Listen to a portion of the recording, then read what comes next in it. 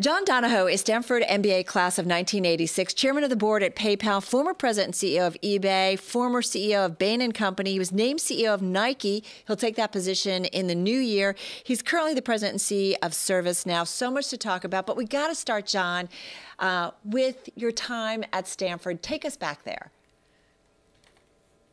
Well, I was blessed enough to be at the GSB between 1984 and 1986.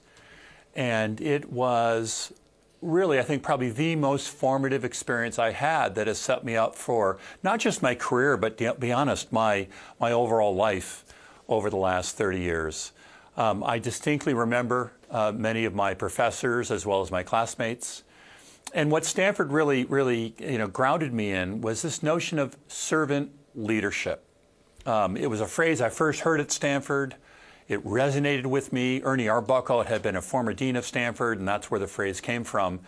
And if I were to say there's been one foundational, almost guiding principle for the last, 35 years since then, it's been a real inspiration and attraction toward this notion of servant leadership. Silicon Valley is certainly developed and developing, a far cry from where it is now. Why did you go west in the first place? I knew I wanted to go to Stanford because Stanford, as a senior in college, in 1982, it was known for teamwork. It was known for working with and through others, and that was really attractive to me. I'd played sports my whole life. I loved team sports. I had not yet been in business, but I knew that a team approach was what I wanted to do, and that was a reputation Stanford had. I'd never lived in California, so I joined Bain for 2 years. With the agreement that I was going to Stanford in 1984, and when I came out, I certainly wasn't disappointed. The conversation among leaders today, we're seeing it with the Business Roundtable, that, yep, it's great to build a strong company, a financially sound company, but it's not just about shareholders. It's a much more holistic approach to looking at a company's impact on society at large, and it sounds like you learned that early. Very much, very much. Stanford embodied that. It was some of the other business schools at the time were almost kind of, factories of certain career tracks. At Stanford, they really encouraged us to go inside of ourselves, think about what spoke to us, what did we care deeply about, to see the world in a fairly integrative way. They had a very strong public sector program that was integrated into the core MBA program, not a separate program. Having been so entrenched at several companies within Silicon Valley, what do you make of some of the scrutiny that some of the big tech players? My perspective is this. It's relatively simple. It's kind of a gray-haired guy in Silicon Valley, I guess soon to be moving to Portland. The important part is we engage in honest dialogue. We don't duck the issues. It's not that technology was good and now is bad. That's not it at all.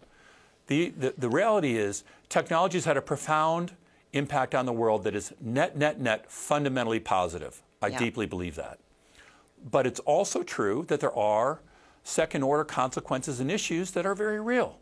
And we have to be able to acknowledge those and then engage in what is often messy dialogue where reasonable people can have different perspectives and see if we can get civil dialogue around, all right, what are the issues, what are the remedies or policies or frameworks that can help us, begin to address some of these issues. And it's going to take time. These are not simple issues. Right. And so what doesn't work is the politicians labeling tech as the bad guys. I don't buy that. And the same way, you can't be tech companies and say government's bad, regulation's bad. I don't buy that either. And the reality is this is going to be the hard work of dialogue. Yeah. And so, as you mentioned, Silicon Valley will continue to wrestle with this, and you certainly will be a part of this. You're going to keep your board seat at ServiceNow, I believe, through the end of your term. You'll have a transition to deal with there with Bill McDermott. But we got to talk about your new job. As you said, you're moving to Portland to become the CEO of Nike. You've served on the board there. Why take this job now? Why bring it full circle, as you say, with your esteemed history at the Phil Knight Business School and now working for the company that Phil Knight created? Yeah, Phil's played a big role at the GSB. It's not quite called Phil Knight Business School, but Gene Levin's the Phil Knight. No, I know. Dean. I'm but, kidding. I was lucky enough and fortunate enough to meet Phil 20 years ago, and Mark Parker, Nike's CEO. And I've always deeply resonated with Nike's purpose, which is, bring inspiration and innovation to every athlete in the world. Asterisk around athlete, if you have a body, you are an athlete. And to me, that's around human potential. It speaks to each person on this planet around the potential they have within them. And sport is a very powerful institution in our world right now. A lot of our other institutions are falling down. They're polarizing, whether it's government or politics. Sport is something that brings people together. It brings people together on a level playing field within countries and across countries. And so the purpose of Nike and the role and impact it does and can have in the world is just something that I've always admired deeply. It's always spoken to me. And so, as you mentioned, I was privileged enough to serve on the board the last 5 years.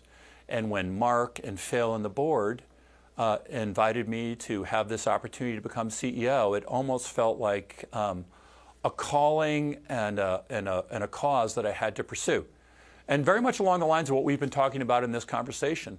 Nike's at the epicenter of many things, and I think has had a track record of playing a very positive role, not just with its athletes and customers and consumers, but also in the broader society. And so I feel very privileged and honored to have the opportunity to serve, continue my quest of servant leadership by serving the employees and customers and athletes and society around Nike.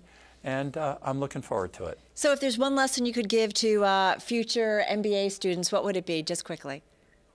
Or future advice? Just do it. Just do it.